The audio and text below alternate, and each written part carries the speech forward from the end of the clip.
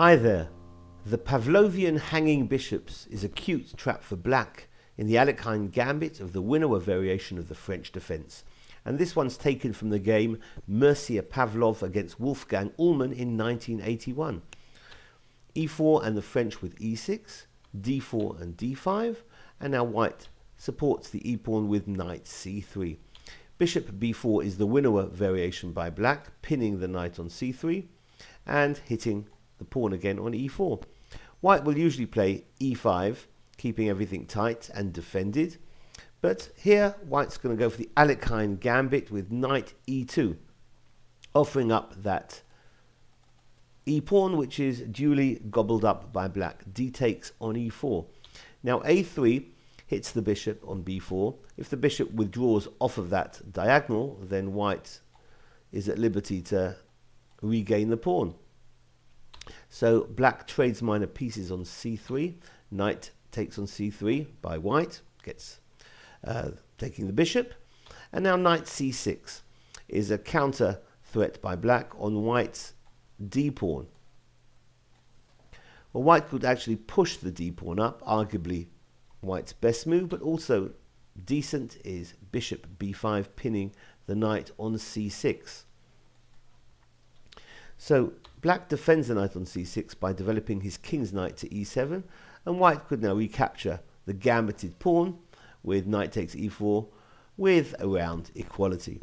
But white can try and be a little bit flashy here by playing a bishop g5 and prompting black to play f6 in the attempt to disrupt black's kingside pawn structure. So after f6 hitting the bishop drops back to e3. And now f5 by black defends the pawn on e4. Queen d2 signals white's intention to castle long, and perhaps at some point maybe a timely break with d5. Black's going to castle short now, and white does indeed castle long. And here black tries this move, knight d5. So black is doing fine here, at least equal. And this position features in my limited database 60 times exactly. And white would be doing best by capturing one of these knights. Either knight takes on d5 or bishop takes the knight on c6. But white can go terribly wrong, and with this move, bishop g5, which he can get totally blown away now after this move.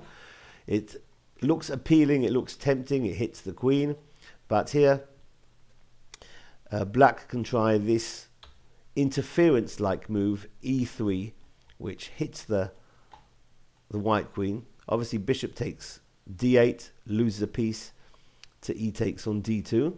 So white is going to recapture, or just going to capture that pawn with bishop takes on e3, gobbling up the pawn, allowing now the bishop to be trapped with the move f4, hitting the bishop. White's only resource, defensive resource here, is to play knight takes knight. But black maintains the pressure and maintains the idea of winning a piece now with queen takes on d5. We've got the hanging bishops now, the bishop on e3 and the bishop on b5.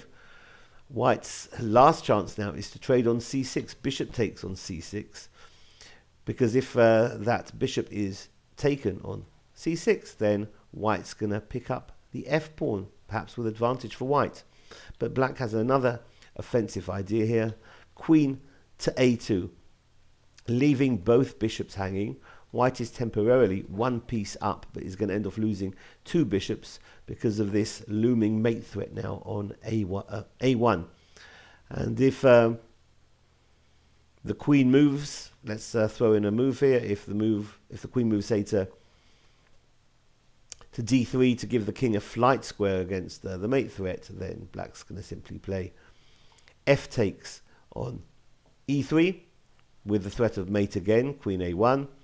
And so if pawn takes, f takes on e3, then b takes on c6, leaves black a piece up. So this has been the Pavlovian hanging bishops in the Alekhine Gambit of the Winawer variation of the French. Thanks for watching. Bye-bye.